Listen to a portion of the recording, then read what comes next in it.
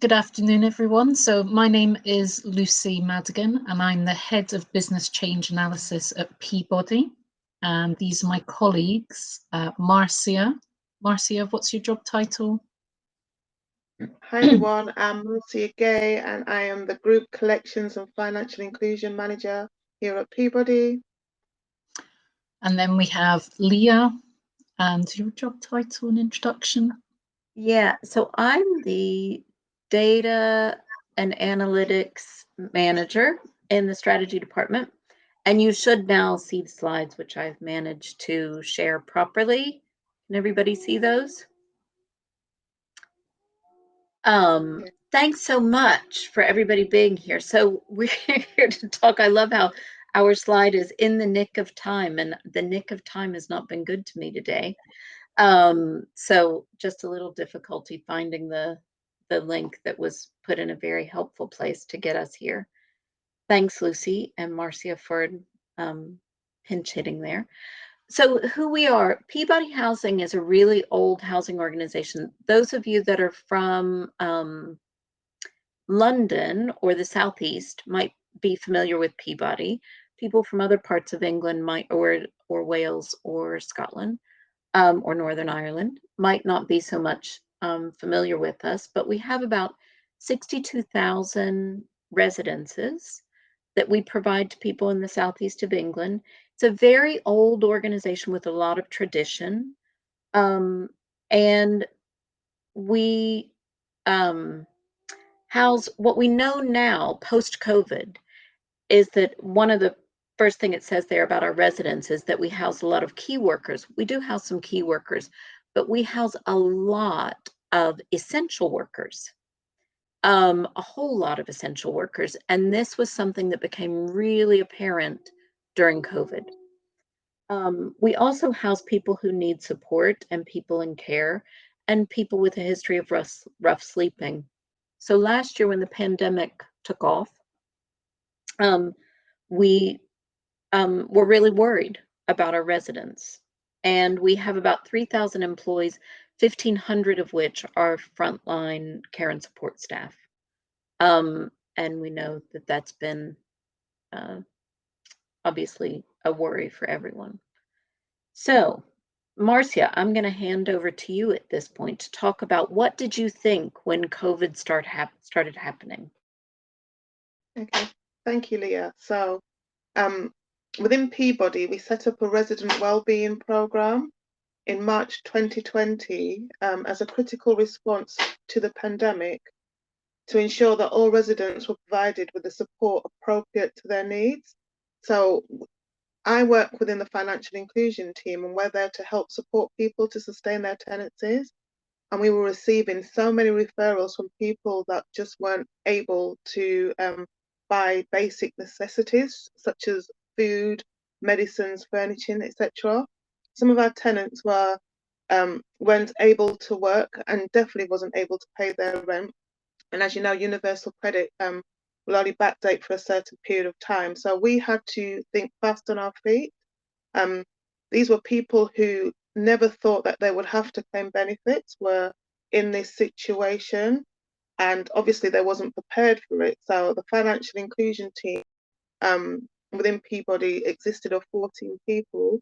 We found ourselves having difficult conversations with our tenants that were distressed over the overnight change in their circumstances while dealing with their own family crisis. I mean, many of the team were at home homeschooling at the same time as receiving this increased amount of referrals.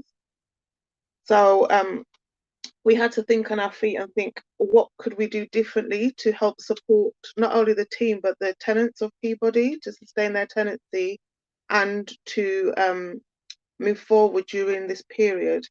So the collections team within Peabody developed a code on the system that they use, which is Northgate, which was a COVID-19 code, which it halted all escalation policies for 28 days initially for the frontline support teams within Peabody to go in and assess the needs and try and help the individual. But what we found out early doors was the internal services within Peabody all use different systems. So it was, how do we work smart together to ensure that we are reaching the needs of all our residents?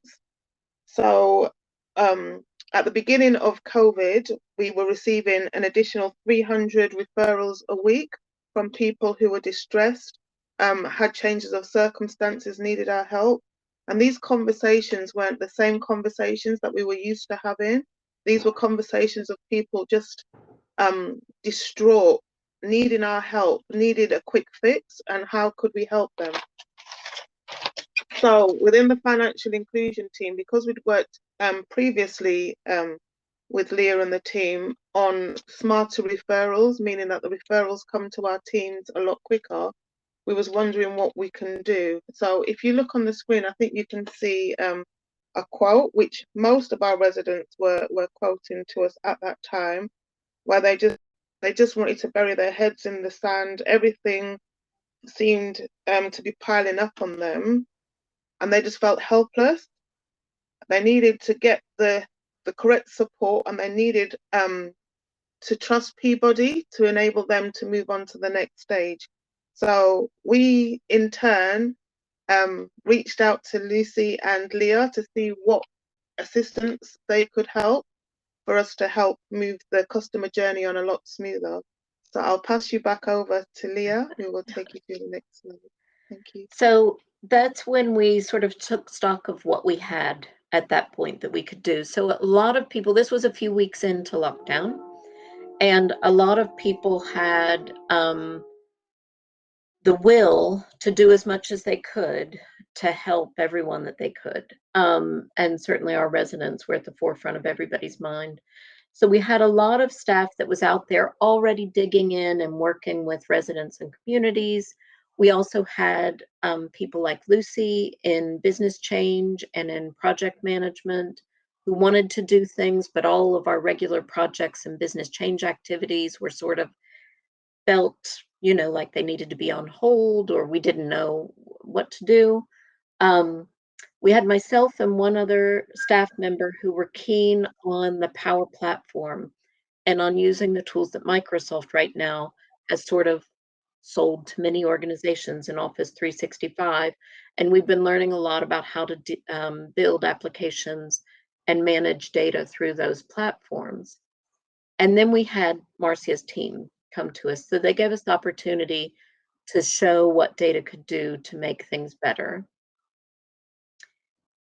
And Lucy, I'll let you. So I went to Lucy and said, hey, Lucy, or Lucy came to us. Lucy and I worked closely together. So we were chatting and we said, let's do this. Let's put our skills to work. And Lucy, what did we do?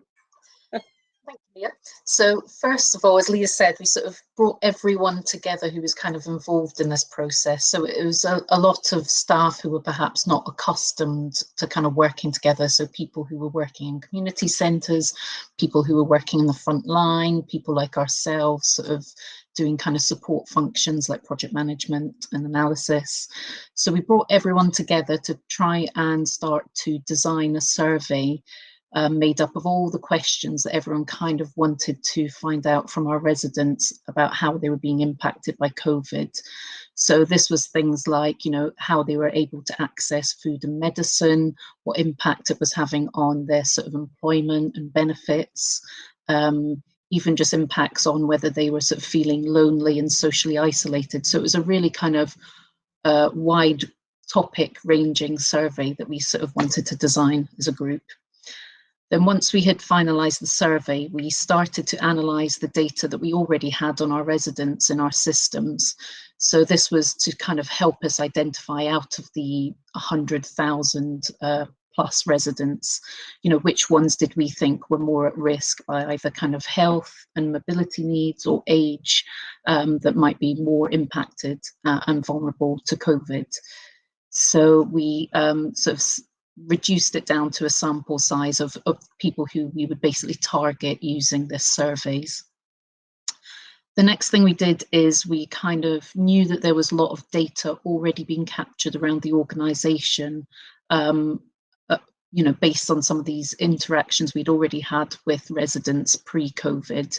So we wanted to bring that all together and kind of put that in a centralized location. A lot of that information was, as you can imagine, sitting in people's inboxes, sitting on spreadsheets. So we really wanted to bring that together and kind of standardize it and cleanse it. So we had one sort of source of the truth, one kind of baseline. So following on, so we now have the survey and the data analysed and gathered. So now we wanted to work out what the actual process was from taking that information that we captured at the point of survey and actually flowing it through to the right team who would be able to provide a response to whatever issue we'd identified. So we set about actually designing the sort of business process. And then from that, Leah and her sort of colleagues actually used that process to design and build a series of power apps which would actually, you know, flow, you know, which included the surveys and then flowing the data right through to the different teams. So as a result, thank you, Leah, we ended up with 6 kind of power apps which were supported by a power platform. So this included 2 surveys, one for the sort of vulnerable customers that we'd identified, and one that we also carried out for our customers who are sort of referred to us through sort of rough sleeping kind of charities and organisations. So we recognised that group as a particularly vulnerable group.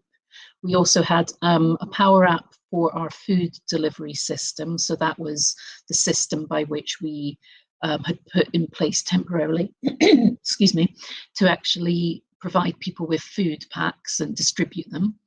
We had a befriending application, which basically partnered up volunteers with residents who we'd identified, excuse me, my throat's going. So we had, it partnered up residents and volunteers who were willing to, why am I coughing? Who were able to provide some kind of befriending support online and on the phone to kind of just give them that sort of regular contact and build up sort of friendship and relationship with them.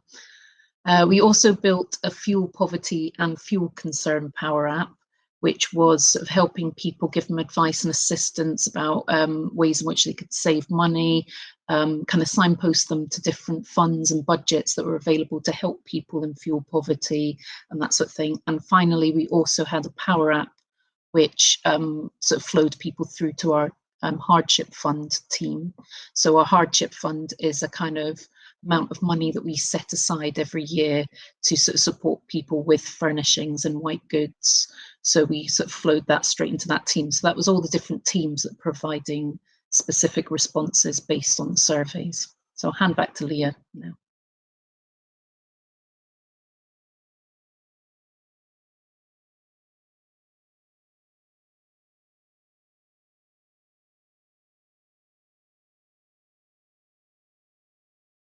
If you know you're on mute.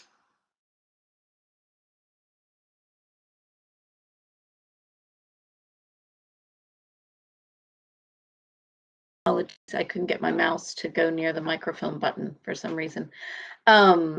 So I've zoomed in here a little bit to just show kind of what a power app for the survey would look like. What we did was we had data from our core systems about managing our customers, and we took their, you know, as Lucy said, we identified who was most vulnerable based on the data that we were getting from the government at the time and the guidance we were getting from the government. We identified them and we then sent them through to a team of workers in our employment team who volunteered to take on extra work to do these surveys. So they would get a list of people to call and the application would let them click on, and we'd know if they were able to get through or if they weren't able to reach someone, how many times they tried. We of course had data protection and GDPR compliant things happening in the beginning of the conversation, and we were able to tell if people were willing to talk. For the most part, we found that people in the regular survey that we did to elderly folks and people who were vulnerable because of disabilities and things, they they welcomed the conversation and were happy to hear from us. Then that survey collected various different bits of the person seemed very lonely, they seemed very down, they identified they're not getting their food, they need medication delivered, all of these sorts of things. And we shot those data points all over the company to all of these different teams because we have such a large workforce of people who work in different parts of the company who then were mobilized to go and do things. So it was really terrific. Then that resulted in these other applications that Lucy was talking about, where we were able to then, it was very difficult to coordinate food delivery. So we had all these volunteers doing food delivery, but you know, when you deliver a parcel, what if somebody isn't there? What do you do? And how do you keep track of that information? And some people need a delivery once a week, and some people once every 2 weeks. And some people don't have any way to heat their food and they need hot meals every day. And so there was all of this information to keep track of, and we put it into a nice set of data that kept track of it, which was much better than an Excel sheet. And has given us now some good insight on how to deliver food to people and what they have. And then the isolation. So we had this thing called the befriender, where we would send out questionnaires to people who we were afraid were going to be too lonesome and that wanted to be part of a befriending service, and to staff who volunteered, and sort of behind the scenes allowed this organized and efficient way of matching people up. One of the things that we found, just right off the bat, we can only say so much about preliminary findings right now because we really still don't have enough distance from COVID. But one of the really interesting things we found was when we did a survey that was especially around people with a history of rough sleeping, they were much less willing to talk to the surveyors. And there were definitely trust issues and things that we couldn't overcome. So out of the 441 people with a history of rough sleeping that we tried to contact, only 175 agreed to speak to the surveyor. And that was something like 1/3 as many, or 1/3 the rate that we had in the other survey. So it says a lot for what we might find when we look back on this data later. That there was just a really important part about working with people with a history of rough sleeping. We're also able to see and able to build a lot of dashboards because all of this data was put together really quickly, but in a really sensible, sort of logical, structured data format. So we're able to see things like where we had much higher need than when we would have thought based on how many houses we have in an area. So we would expect most of these dots to be right around that diagonal line going through the dashboard there. But we can see that in Lewisham and Lambeth and Suffolk, we had a lot more need than we do housing provision. Again, I think this is all kind of early and we haven't done a lot of deep diving into the data, but I think that, and we're still doing all of these things, we're really not out of COVID reaction or COVID management yet. But I'll turn it over to Lucy to talk about the benefits that we know we've delivered. Thanks, Leah. So yes, this is just a kind of table that shows the sort of benefits that we kind of aimed to deliver and did achieve from this project. So the first one was that we wanted to obviously achieve a consistent resident wellbeing support offer for residents in response to COVID-19. So we definitely did this. The process provided a sort of standardized and consistent way of working to enable us to capture their needs and identify the support that they needed in this time of crisis. The second one was delivering efficient, effective, and streamlined ways of working for staff, which we definitely delivered through the creation of these power apps. What was interesting is that this was an area of the organisation that perhaps were not more data kind of literate. They hadn't sort of had experience with Power Apps. As I said earlier, a lot of data was being collected in inboxes and random spreadsheets. So suddenly they had this technology at their fingertips that they could just really easily see where their work would be, you know, captured at the point of survey and quickly tracked and you know, reacted to, and the appropriate response was delivered. So it was really, really revolutionary for that part of the organisation. The third one was allowing them to sort of optimise the allocation of staff resource during the pandemic. So with things like the food packages, the food response, you know, they'd have to respond quite quickly and deploy different teams to different areas depending on their demand levels. And obviously this process and this information that they gathered allowed them to much more effectively allocate staff to, you know, quickly to sort of deal with some issues as they came up. The fourth one was greater visibility of support provided and the outcomes sort of achieved through that improved information management. So as I sort of said earlier, suddenly they had the ability to have reports and dashboards that Leah had built with her team, and that this was a whole level of information and visibility that they just never had before. So it really, really revolutionized things. And finally, obviously the service improvements were aligned to our sort of resident wellbeing strategy. So that was more an internal benefit, that we ensured that all these kind of ways of working were actually meeting our strategy. So actually beyond COVID, these ways of working would be sustained and continue to deliver those improvements and meet their objectives in the longer term.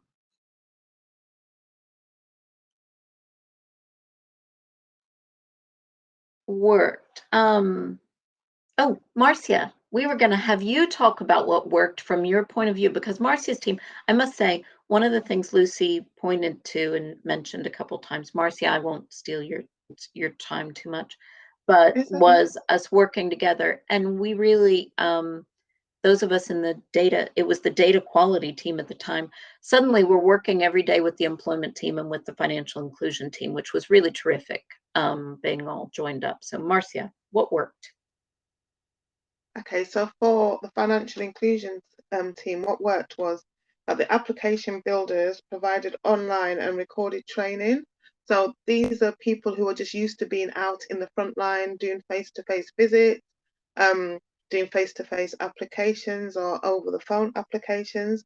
They've now found themselves having to use technology to aid them to reach out to the most vulnerable in the society and the community. So the online training was key to this, and very successful.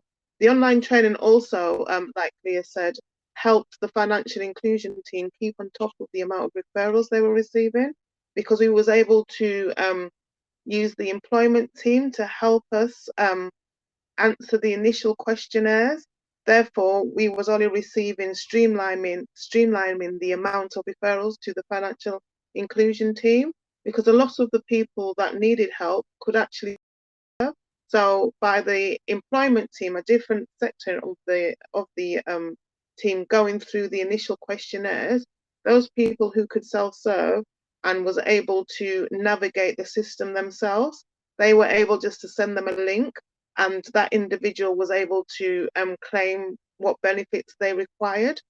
And that streamlines the amount of referrals coming through to the financial inclusion team for us to help the most vulnerable, those who were unable to use the system to claim benefits, those who needed assistance. So that really helped us in order to capture and meet the needs of our tenants.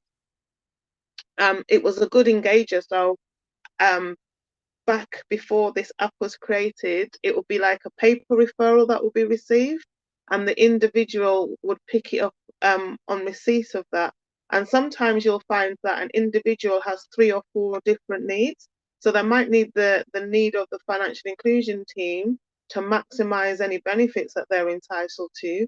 They also might need the assistance of the debt advisor to go through their debt, but they also might be looking for employment as well. So one person might have 3 or 4 different needs. So this system was enabled us to track the needs of that individual. So when somebody went back to speak to that person, you could easily see what other teams were involved with that service and what status they were at with that individual team. So it kept things together, and it enabled us to have a more upbeat conversation with our tenants, letting them know that they were confident within Peabody, that all services were talking and working closely together. It also helped us with the data, like we said at the beginning. We didn't know who was affected by COVID at the beginning, but by working closely with all frontline teams, pulling together, putting codes on systems, updating other systems, we were unable to keep on track of what was going on and not stress out the tenants at a time of crisis as well, by putting things on hold, updating the relevant team, them know what was going on in that individual's life, so people weren't making unnecessary phone calls to distress the individual. They could just look and see the data for themselves in the background. So for our team, I think, like I said at the beginning, the amount of referrals we received, and due to one of our own staff members suffering with COVID right at the beginning and ending up in hospital, the team went down from 14 down to 13 people. And like I said, there was initially about 300 referrals a week, and that was something that we couldn't manage without the use of this Power App. So the Power App being brought into play at Peabody early doors of COVID helped us to help our residents. So as a result of that, this financial year we helped over 500 more residents with benefits, and we also realized, like I said at the beginning, we was helping them with 3 or 4 different issues, whereas before it was just one. And the amount of money that we helped our residents bring in last financial year was just under 2 million. So like I said, without the help of this Power App, that would not have been achieved. So thank you to Lucy and Leah and your teams for actually working with us for the good of our tenants. Thank you.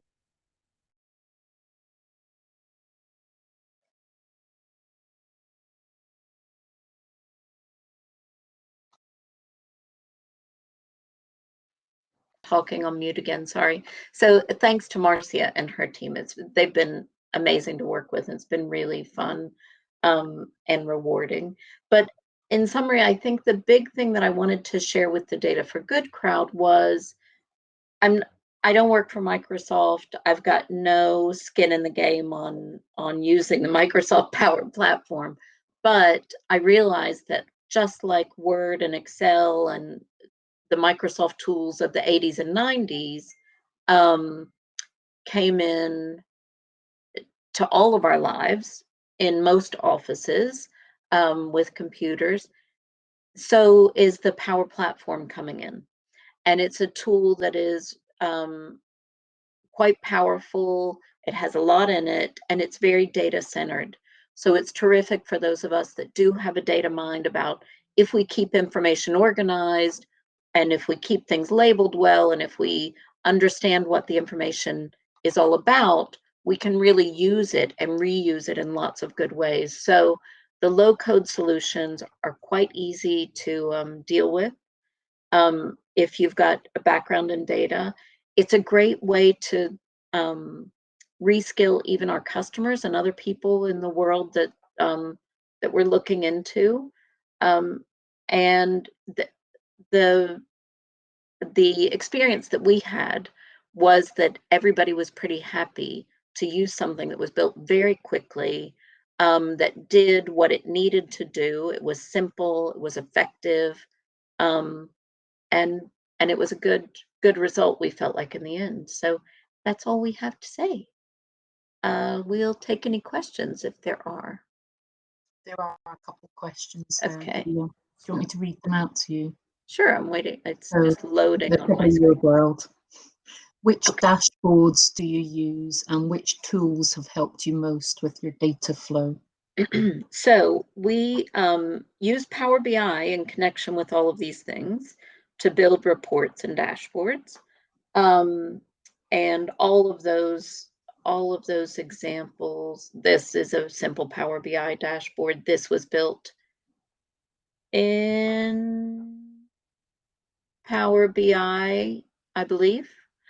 Sometimes we do use Power Apps to build reports. You can, there's a, you can do one or the other. I'm pretty sure this is a Power BI report, however, and they're very easy to connect to the data that you have connected to Power Apps, which is what we used for most of the applications. Every once in a while, we use a form, a Microsoft form, as part of the application. We try to keep things as simple as possible when we're sort of developing our little data solutions. So if we can use a form instead of an app, we'll do that, and you can connect forms using what's called Power Automate now. It used to be called Flow, but you can flow data from forms into places where you can then build an app, a dashboard or a report from it. And the other question just says, which platform would you recommend for online training? So I am totally self-taught in the Power Platform, and so is my staff, which does really well with it. And we're totally free self-taught as well. So I'll say we use Microsoft's own people when they do big annual training sessions, which are available online sort of afterwards and on the day of. And I've sort of required my team to attend those for the last few years. There's a chap named John Levesque, which I quite like his trainings. They're really good. There is the Power Hour, which is very, very good. Understanding SharePoint is really important. I'm trying to think of some of the other names, but you can find a lot of you can find so many free trainings on these Microsoft products that for me, I choose by whose voice I most can bear listening to. And you've noticed I've got my big American accent. I know some big American accents can get on people's nerves on their ears, so you can choose more toned down versions of us. Or more jazzed up versions of American accents. I haven't found a lot of, there are lots of Australians. There's a podcast called Up, which is quite useful to listen to every once in a while. I try to listen to it on the weekends. And they'll just tell when there are new enhancements in the platform, which is really nice. So online training, which tools have helped us with the most with the data flow is definitely Power Automate. That's the tool for flowing things in Office 365. Did you share data knowledge plans about data with other housing associations during the lockdown? To be honest, no. Would we have? Yes. I will say that there is a housing data forum, Sean. And in the housing data forum, we've talked about these things before COVID. So we had sort of shared before. And then I think several other ones may have done something quite similar to what we did during it. So any other questions?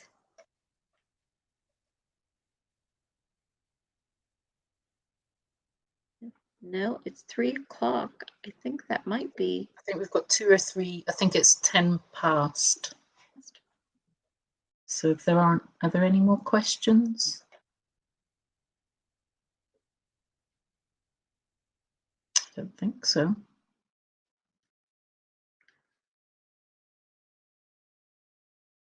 Okay, I think we can leave early, but maybe next time around, hopefully we'll be post-COVID next year, firmly post-COVID, and we can come back and share more findings from the place where we get a little more distance. Anyway, thanks to Data Orchard and to the Data for Good Festival. Thank you for having us. Thank you, everyone.